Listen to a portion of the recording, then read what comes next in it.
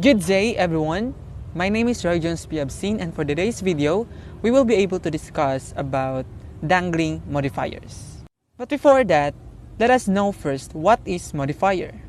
What are modifiers? How do they function in sentences?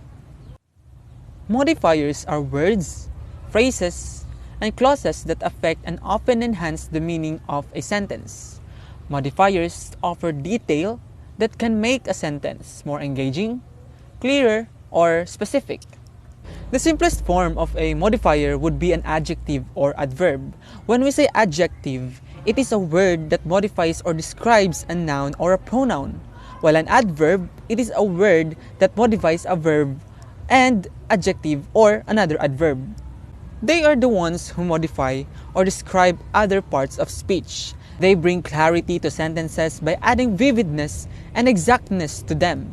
But again, modifiers can come in the form of phrases and clauses that act like adjectives and adverbs. Most of the time, modifiers are phrases and clauses. What are some examples of types of modifiers that writers use? So first, we have adjectival clause. When we say adjectival clause, it acts as an adjective. It is also called as relative clause. It is a dependent clause that modifies a noun or pronoun. It tells which one or what kind. Adjective clauses almost always come right after the nouns that they modify. For example, my sister, who is an engineer, works next door. The who is an engineer there is the dependent clause, one that cannot stand alone or an incomplete thought. It describes or modifies the noun sister. Adjectival clauses usually begin with a relative pronoun, that, which, who, whom, and whose, or a relative adverb, where, when, or why. The second one is adverbial clause. It acts as an adverb. An adverbial clause is a dependent clause that functions as an adverb. That is, the entire clause modifies a verb, an adjective, or another adverb. As with all clauses, it contains a subject and predicate, though the subject as well as the verb may sometimes be omitted and implied. It is a trick, by the way, a trick in which an adverb clauses usually answer the how, when, and why of the actions. So why did I go to bed? Because I was so tired. So an adverbial clauses usually begin also with subordinating conjunction. Like for example, when it comes to time, we can start in the word after, when, until, soon, or before. When it comes to condition, we have if, whether or not, provided, in case, or unless. When it comes to cause and effect, we have because, as, since, so, in order that, now that, and inasmuch as. When it comes to contrast, we have though, although, while, whereas, even, and though. Even though. The third one is we have demonstratives. When we say demonstratives, these are the words such as this and that used to indicate which entities are being referred to and to distinguish those entities from others. They are typically deictic, their meaning depending on a particular frame of reference and cannot be understood without a context. For example, this year, these people, that car, back in those days. So demonstratives point to particular nouns. When it comes to near or far, this and these refer to near nouns. That and those refer to far nouns. It comes before the noun they modify. The next one is possessive adjectives or determiners. When we say possessive adjectives, these are often used to express possession or ownership. Like for example, my paper, their happiness, your dog, his, her, its, and our. It is usually used in front of a noun to express possession. Possessive pronouns, like for example, mine, yours, his, hers, theirs, ours, are related, but they usually come after the noun they are expression or possession of also. So it means it is not only be found before the noun, it can also be found after the noun. Like for example, the lunch is mine. The noun there is lunch, and the possessive which is the determiner, is mine. So the determiner there is after the noun lunch. The next one is prepositional phrase. What do we mean by prepositional phrase? A prepositional phrase is a group of words consisting of a preposition, its object, and any words that modify the object. Most of the time, a prepositional phrase modifies a verb or a noun. Like for example, the people in the audience roared with laughter. In the audience adds further meaning to the people. Prepositional phrases often answer how or why nouns are related to other words in the sentence. In this example, the phrase answers why people are roaring with laughter. It's because they are in the audience, presumably of some hilarious comedy show. So there are common errors in using modifiers. So what are those? What are some of the common errors when using modifiers? So, because modifiers can exist in the form of groups of words, phrases, and clauses, it is easy to misplace them in writing. Just like adjectives and adverbs, it needs to be in the correct location with respect to the nouns and verbs they modify. Adjectival and adverbial clauses, prepositional phrases, and other modifiers need to be placed such that they correctly modify their intended words or the groups of words. So actually we have three common errors in using modifiers. We have dangling modifiers, we have misplaced modifiers, and we have ambiguous or squinting modifiers. But for today's discussion, we will not be able to discuss the two, but we will be focusing on dangling modifiers. So to continue the discussion, let my group mates to continue what is dangling modifier. Hello, good day. I am Mae Veronilla, and my part would be about the definition of dangling modifier. I believe that we have tackled dangling modifier in our last semester in linguistics, so I hope it wouldn't be that hard for us to understand what is dangling modifier.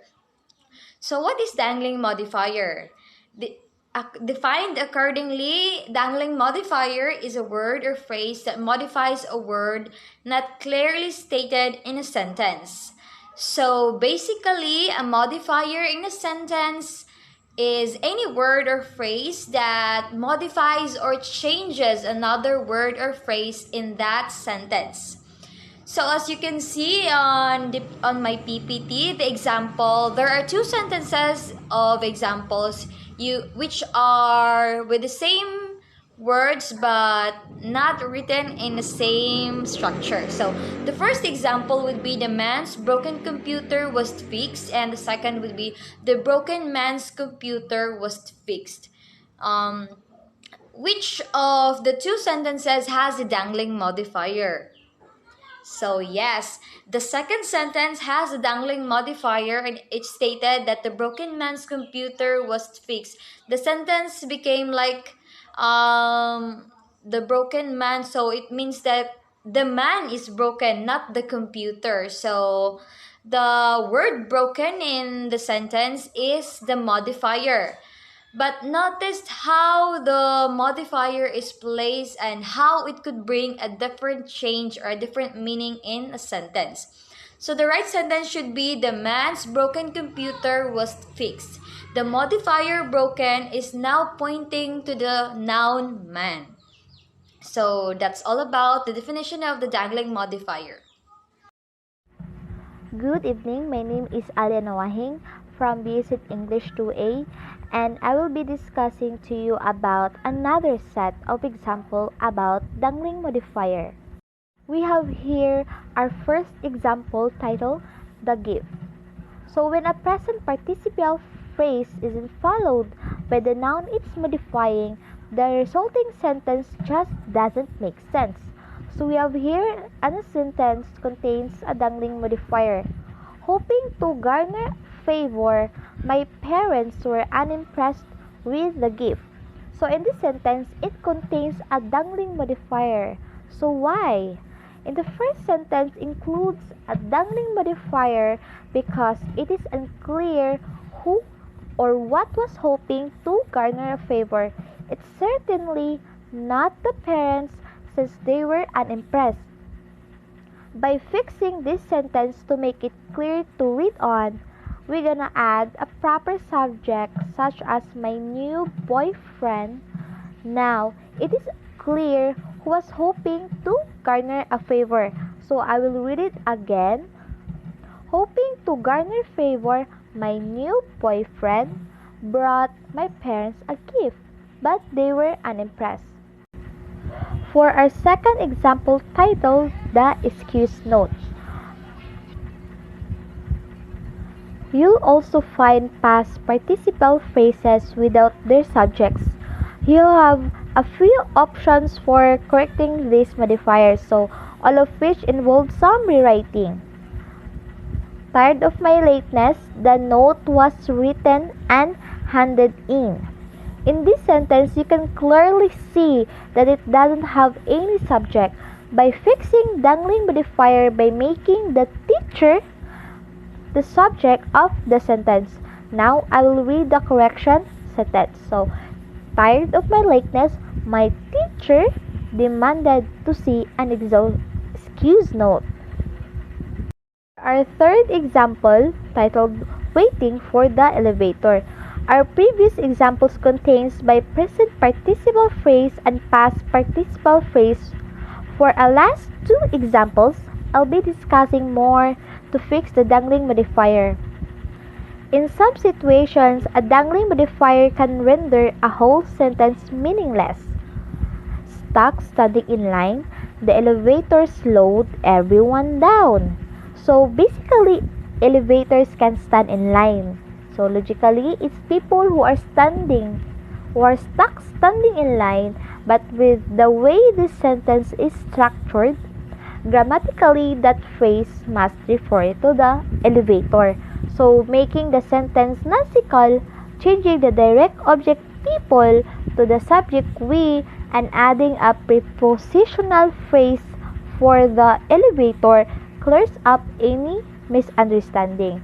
So, stuck standing in line for the elevator, we were getting impatient. Hello once again, this is me, Nina May. So in this part of my video, I will be discussing with you some strategies to revise a dangling modifier. So we have already discussed about some examples. Now let's talk about the strategies to easily structure a dangling sentence. So the first would be that you should name the appropriate or logical doer of the action as the subject of the main clause. So for this example, we have the incorrect, as you can see in the PPT. Having arrived late for practice, a written excuse was needed. So you could visibly notice that there's something odd about the sentence that you cannot understand, or whenever you hear yourself reading the sentence. So you should ask who arrived late. This sentence says that the written excuse arrived late. So it's kinda odd that the written excuse arrived late. How is that possible? So to revise it, decide who actually arrived late. The possible revision might look like this. Having arrived late for practice, the team captain needed a written excuse. So there you go. The sentence looks okay now because the modifier, the dangling modifier has been placed on the right track. So here's another strategy for revising a dangling modifier. First, you should change the phrase that dangles into a complete introductory clause by naming the doer of the action in that clause. For example, in this incorrect sentence, without knowing his name, it was difficult to introduce him. So in the sentence, you can ask, who didn't know his name? This sentence says that it didn't know his name. To revise, decide who was trying to introduce him. The revision then might look something like this. Because Maria didn't know his name, it was difficult to introduce him. The phrase is now complete introductory clause. It doesn't modify any part of the sentence, so it is not considered dangling. The third strategy would be that you have to combine the praise and main clause into one. For example, to improve his results, the experiment was done again. Who wanted to improve the results? This sentence says that the experiment was trying to improve its own result. To revise, you have to combine the phrase and the main clause into one sentence. The revision might look something like this. He improved his result by doing the experiment again.